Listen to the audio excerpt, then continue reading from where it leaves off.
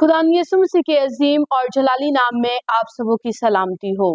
मैं खुदावन की बेहद शुक्रगुजार हूँ जिसने मुझे इस लायक बनाया कि मैं दूसरा कलमा यानी नजात का कलमा आज आप सबके सामने शेयर कर सकूं।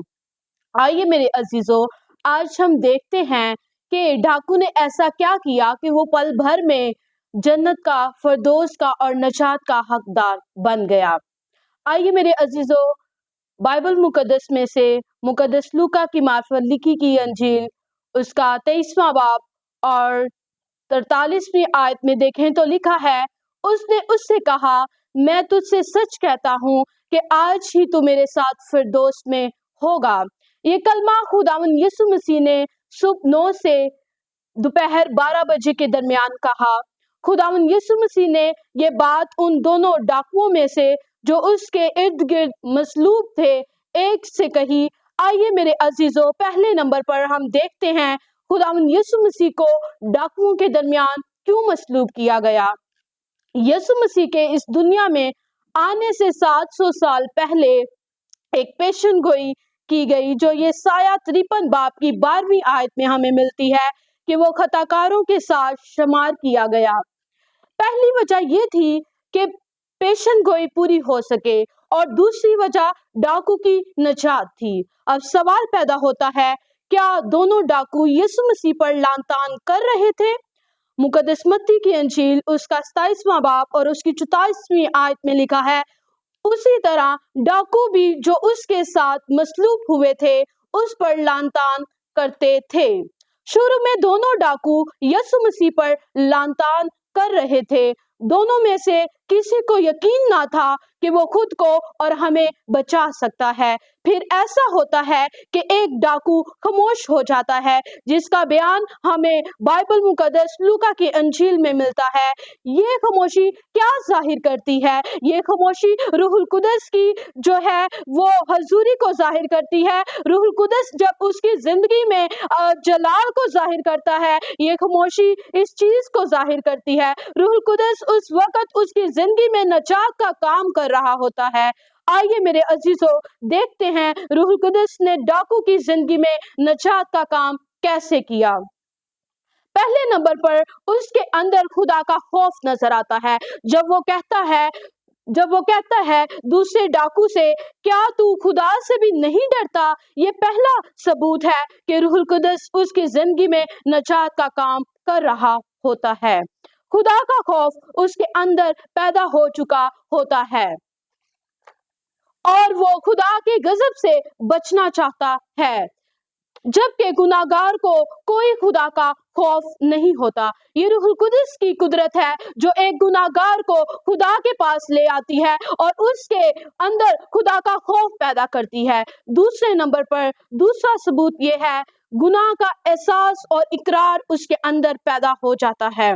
जब वो कहता है कि हमारी सजा तो वाजिबी है, क्योंकि हम अपने कामों के वसीला से अपने कामों का बदला जो है वो पा रहे हैं। ये दूसरा सबूत है कि रूहुल कुदस उसके जिंदगी में नजात का काम कर रहा होता है। वो अपने गुनाह का इकरार करता है और वो जानता है कि उसकी सजा वाजिबी है और उसको रहम की जरूरत है। उसके गुनाह का इकरार ही उसकी तौबा की नजात का बाइस बन जाता है। तीसरे नंबर पर मेरे अजीजों, हम देखते हैं कि उस पर यीशु पर ईमान जो है वो पैदा हो जाता है। जब वो कहता है कि हम तो अपने कामों का बदला पा रहे हैं, लेकिन उसने कोई बेजा काम नहीं किया। डाकू अपने आप को गुनाहगार समझते हुए यीशु मसीह की रास्तबाजी को देखता है। जब उसने कहा, ऐ यीशु, जब तू अपनी बादशाही में आए तो मुझे भी याद करना। यहाँ पर डाकू इस बात पर ईमान रखता है कि यीशु मुर्दों में से जी उठेगा और बादशाही को कायम करेगा। पहला कलमा जब वो कहता है, ऐ बाप, इनको माफ कर क्योंकि ये नहीं जानते कि क्या करते हैं, तो डाकू ने भी ये अल्फाज सुने होते हैं और डाकू ये जान चुका होता है कि माफी सिर्फ और सिर्फ खुदावन यीशु मसीह के वसीला से है। माफी जो है वो सिर्फ फजल के वसीला से हमें मिल सकती है और अगर इन सब पर फजल किया गया है तो खुदा मुझ पर भी फजल करेगा। اس لیے اس نے کہا کہ جب تو اپنی بادشاہی میں آئے تو مجھے بھی یاد کرنا۔ میرے عزیزو، جب یسوع مسیح نے ڈاکو کے اندر خدا کے خوف کو دیکھا، اس احساس کو اور اقرار کو دیکھا جو وہ اپنے گناہ کا کر رہا تھا، اس بڑھتے ہوئے ایمان کو دیکھا، تو کہا میں تجھ سے سچ کہتا ہوں کہ تو آج ہی میرے ساتھ فردوس میں ہوگا۔ آئیے میرے عزیزو، ہم دیکھتے ہیں یسوع مسیح نے یہ کیوں کہا کہ تو آج ہی میرے ساتھ فردوس میں ہوگا۔ دراصل جس وقت کوئی خداوند یسوع مسیح کو اپنا شخصی نجات دہندہ قبول کر لیتا ہے، وہ اسی وقت آسمان کی بادشاہی کا وارث بن جاتا ہے۔ ڈاکو سے جب خداوند یسوع مسیح نے کہا کہ تو آج ہی میرے ساتھ فردوس میں ہوگا، تو وہ اسی وقت فردوس میں یعنی ہمیشہ کی زندگی میں داخل ہو گیا۔ میرے عزیزو،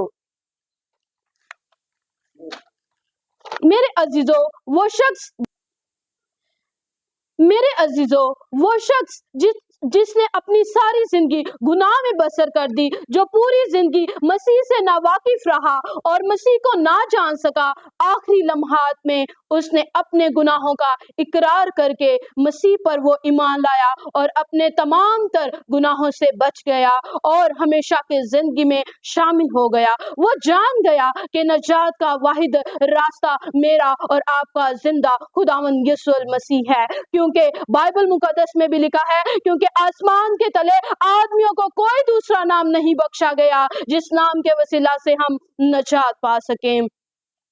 ذلت اٹھا کر ڈاکو کو فردوس کی عطا، ذلت اٹھا کر ڈاکو کو فردوس کی عطا، کیسے بیاں کروں شان خدائی نظر آئی ہے مجھے۔ خداوند آج کے اس دوسرے کلمے سے آپ سب کو بڑی برکت دے۔ God bless you all.